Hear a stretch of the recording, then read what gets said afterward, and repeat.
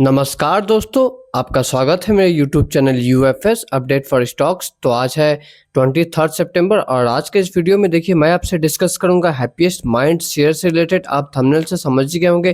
तो शेयर से रिलेटेड हर एक डिटेल्स डिस्कस करेंगे। बाई होल्ड क्या करना है, क्यों शेयर में इतना प्रॉब्लम हो आया पिछले कुछ सालों में। ओके, तो वीडियो अच्छा लगे तो लाइक एंड सब्सक्राइब करके बेल आइकन दबाना मत भूलिएगा।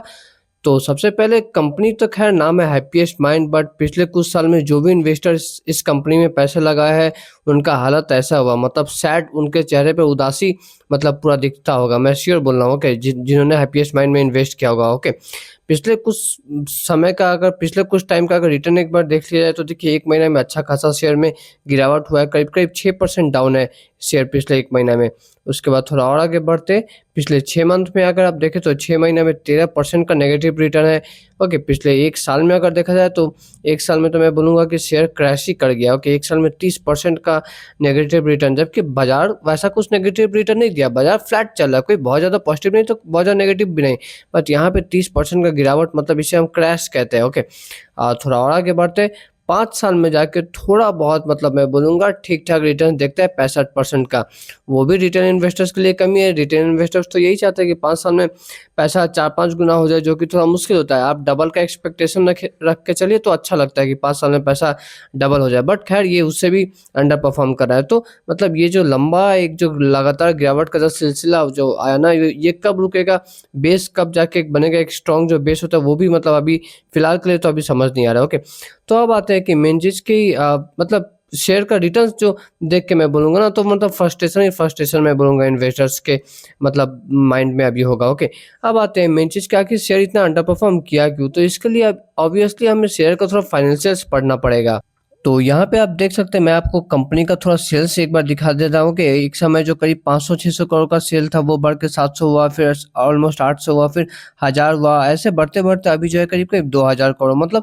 एक सिंपल मैं भाषा में बोलूँ तो रेवेन्यू में जो है अच्छा ग्रोथ हुआ है। ओके, यहाँ पे मैं इसे बार के भी फॉर्म में रिप्रेजेंट कर रहा हूँ। रेवेन्यू जो है वो इतना कंसिस्टेंट ग्रो कर रहा है कि हर एक इन्वेस्टर्स को ऐसा ग्रोथ वाला ही ऐसा रेवेन्यू ग्रोथ वाला ही कंपनी चाहिए जहाँ पे कि ग्रोथ इतना कंसिस्टेंट, इतना अच्छा पॉजिटिव वे में हो रहा है। ओके, बट सिर्फ रेवेन्यू ग्रोथ करने से थोड़ी ना होता। रेवेन्यू ग्रोथ तो बस ऊपर ऊपर से दिखता है, बट उसके नीचे भी बहुत सारी चीज़ होता है। ओके, जैसे कि एक बार अगर आप ऑपरेटिंग प्रॉफिट मार्जिन को देखें तो आप देख सकते हैं मार्च 2019 में साल में वो 9% था, फिर मार्च 2020 वाला साल में वो 14% हुआ, फिर मार्च 2021 वाला साल में वो 25% हुआ।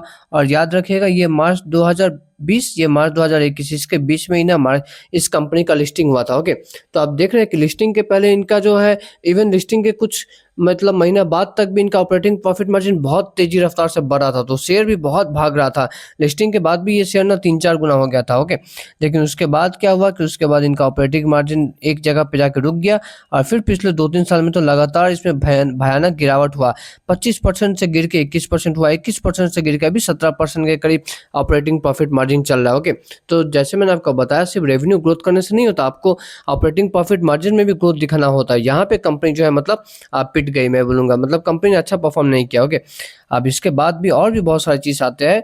ओके, और भी बहुत सारी चीज़ आता है, उस पर भी एक बार फोकस करते हैं। आप एक बार कंपनी का डेप्रिसिएशन देखिए। ओके, डेप्रिसिएशन समझते हैं ना कंपनी, मैं सिंपल भाषा में बोलूँ तो आप लेट्स से एक बिजनेस चला रहे हैं, आप बिजनेस के लिए एक ऑफिस है, तो अपने ऑफिस में बहुत सारे फर्नीचर्स खरीद के रखे होंगे, तो वो सब जो फर्नीचर्स है या फिर कुछ भी आप मशीन भी खरीद के रखे होंगे, तो उसका तो समय के साथ साथ वो मशीन खराब होता है ना, उसका वैल्यू गिरता है ना।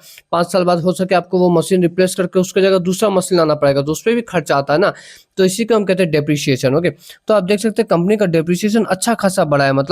एक समय ये मार्च 2019 वाला साल है तो उसमें 25 करोड़ था, उसके बाद 20 करोड़ था, वो बढ़ के अभी करीब करीब 90 करोड़ हो गया। 4-5 गुना जो है, करीब करीब 4-5 गुना मैं बोलूँगा कि कंपनी का डेप्रिसिएशन बढ़ गया। ओके, लेकिन रेवेन्यू हालांकि 4-5 गुना नहीं बढ़ा है पिछले 3-4 साल में अगर देखा जाए तो। ओके, उसी तरह अगर हम इंटरेस्ट को देखें तो एक समय में कंपनी ने 16 करोड़ 8-9 करोड़ के करीब जो इंटरेस्ट देती थी।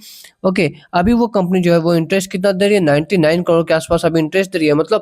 इंटरेस्ट का जो पेमेंट है ना कंपनी का, इंटरेस्ट कंपनी क्यों पेमेंट करती है, क्योंकि कंपनी ऑब्वियसली कहीं से लोन लिया होगा कंपनी ने, उस पर कंपनी को इंटरेस्ट पे करना पड़ता है। तो इंटरेस्ट जो पेमेंट है ना वो भी जो है 8-10 गुना बढ़ गया कंपनी का। तो आप सोचिए ये कितना खराब चीज़ होता है। ओके, 8-10 गुना इंटरेस्ट का पेमेंट बढ़ गया, डेप्रिसिएशन 4 गुना बढ़ गया। ओके, उसके बाद ऑपरेटिंग प्रॉफिट मार्जिन लगातार कमी हो रहा है। तो इस ये 3 मेन कारण है कि रेवेन्यू ग्रोथ होने के बावजूद भी कंपनी का प्रॉफिट नहीं बढ़ रहा है, क्योंकि जैसे मैंने आपको बताया डेप्रिसिएशन, इंटरेस्ट का पेमेंट और फिर ऑपरेटिंग प्रॉफिट मार्जिन, ये तीनों ही अगर आपका डाउन चला गया ना, तब तो आप रेवेन्यू कितना ही बढ़ा लीजिए लेकिन प्रॉफिट में आपको कोई खास बढ़ोतरी नहीं आएगा। ओके, और फिर और जैसे मैंने आपको बताया कि कंपनी का जो इंटरेस्ट पेमेंट है वो करीब करीब 8-10 गुना बढ़ गया। तो इसका मतलब बेशक ये होना चाहिए कि कंपनी के ऊपर कर्ज भी बढ़ा है। तो एक बार यहाँ पे भी एनालाइज कर लेते हैं उसे। एक समय देखिए जो 144 करोड़ 150 करोड़ का जो कंपनी के ऊपर कर्ज था वो अभी 1200 करोड़ का आसपास हो गया। मतलब ऑलमोस्ट 8 गुना के आसपास तो कंपनी का जो है वो बोरोइंग बढ़ गया। ओके, जबकि कंपनी का रेवेन्यू पिछले कुछ सालों में 8 गुना नहीं बढ़ा है। ओके, तो ये मैं बोलूँगा कि बहुत एक खराब चीज़ है कि कंपनी पे लगातार रेवेन्यू बढ़ रहा है, सॉरी कंपनी पे लगातार कर्जा बोरिंग बढ़ रहा है। हालांकि देखिए ऐसा नहीं है कि ये बहुत ज़्यादा रिस्की है अभी के हिसाब से मैं बोल रहा हूँ, क्योंकि कंपनी के पास जो रिजर्व है ना वो कंपनी के जो कर्जा है उससे ज़्यादा है। ओके, कंपनी के पास रिजर्व है करीब 1550 करोड़ के आसपास। ओके, और कर्जा है करीब 1250 करोड़ के आसपास। ओके, तो ऐसा नहीं कि बहुत ज़्यादा रिस्की है। ओके, मैं इस चीज़ को मैं आपको डेब्ट टू इक्विटी रेशियो से भी समझा सकता हूँ।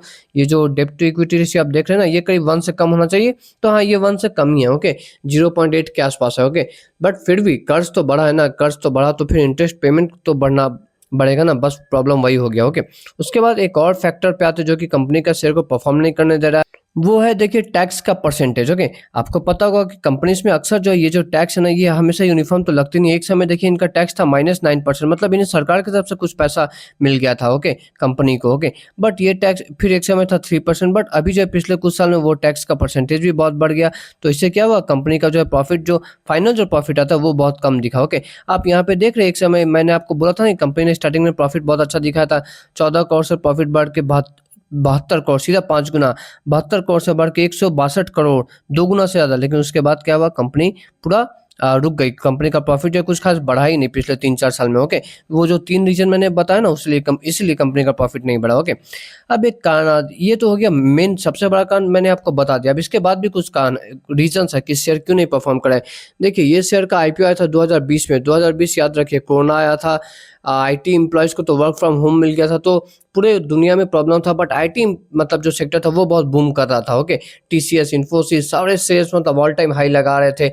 तो ये बुलिश जो माहौल था ना उसका फ़ायदा लेके ये कंपनी आई। इसने अपने पिछले कुछ साल का प्रॉफिट बहुत अच्छा दिखाया। जैसे मैंने आपको थोड़े पहले दिखाया, 14 करोड़ से डायरेक्ट 70 करोड़ हो गया था कंपनी का प्रॉफिट। बहुत खतरनाक मतलब प्रॉफिट में ग्रोथ हुआ था। तो जब कंपनी ने इतना अपना हाई ग्रोथ दिखाया ना, तो मतलब मार्केट भी कंपनी को जो है बहुत ज़्यादा हाई मतलब वैल्यूएशन देने को मतलब मार्केट भी राजी हो गया। इसलिए एक ऐसा समय था जबकि इस कंपनी का जो पी रेशियो था ना, ये देखिए यहाँ पे ये पी रेशियो कब आ रहा है, ये पी रेशियो एक समय बढ़कर 140 के आसपास चला गया था। अब एक बात बताइए, मार्केट उस कंपनी को क्यों 140 का पी रेशियो दे जिसका कि प्रॉफिट ग्रोथ बस 18% के आसपास है। निफ्टी तो खुद ही 12-15% का मतलब ग्रोथ रेट दे देता है। ओके, निफ्टी 50 का कंपनी ये बस थोड़ा सा ज़्यादा दे रहा है, उससे 18 का ग्रोथ दे रहा है। ओके, 18% का। ओके, तो कभी भी देखिए मार्केट ना 18% जो कंपनी ग्रोथ दिखा रही है, ओके, उसको कभी मार्केट ने 140 का पी रेशियो नहीं देता, जो जैसे कि इसके साथ हुआ था पीक टाइम पे।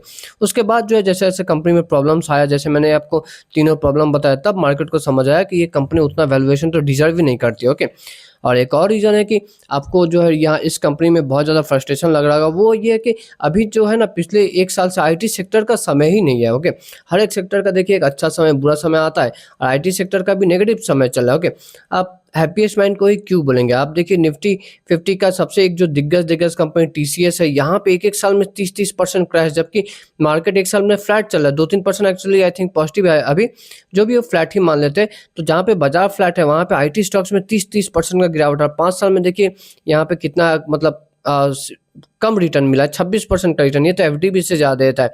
वैसे ही आप इन्फोसिस का भी देख सकते हैं, पिछले 1 साल में 20% का क्रैश यहाँ पे हुआ है शेयर, और 5% में यहाँ पे एटलीस्ट थोड़ा ठीक ठाक दिखता है। ओके, तो ये कुछ मेन रीज़न थे जो मैंने आपको बताया कि मतलब क्यों नहीं ये शेयर अच्छा नहीं परफॉर्म कर पा रहा है। ओके, अब आते हैं नेक्स्ट की अगर आपके पास है तो शेयर क्या करें, बाइंग अपॉर्चुनिटी बनता है कि नहीं। तो देखिए आपके पास अगर शेयर है और अगर आपने कम दाम में मतलब खरीद के रखा है, ओके, अभी जिस दाम पे चला उसी के आसपास है, तो आई थिंक आपको शेयर में बने रहना चाहिए। ठीक है, मतलब क्योंकि आपने अच्छा दाम पे खरीदारी किया, यहाँ से कुछ बहुत ज़्यादा भी डाउनसाइड पोटेंशियल मुझे नहीं दिखता, ठीक है। और हाँ, अगर आपके पास कुछ दूसरा अपॉर्चुनिटी दिखता है जहाँ पे कि आपको लग रहा है कि कोई एक और अच्छा शेयर जो कि इससे भी ज़्यादा अंडर वैल्यू, इस मतलब ये खैर अभी अंडर वैल्यू कैटेगरी में नहीं आया, बट अगर आपको ऐसा लगता है कि कहीं और कोई शेयर है जो कि इससे ज़्यादा अच्छा रिटर्न दे सकते हैं, तब आप बेशक छोटा-सा लॉस बुक करके उस शेयर में मतलब शिफ्ट हो सकते हो, ओके। और अब आते हैं उन लोगों को जिनका कि लॉस बहुत ज़्यादा है, ओके। समझ लीजिए 30%, 40%, 50% ऐसा अगर नुकसान है, ओके। तब मैं बोलूँगा कि अभी बेच के फ़ायदा नहीं है। आपने ऊपर में नहीं बेचा हो कि ऊपर आप एकदम बॉटम में आप बेचेंगे तो आपका बहुत लॉस हो जाएगा, ओके। तो आई थिंक आपको होल्ड करना चाहिए, मैं तो यही बोलूँगा, ओके।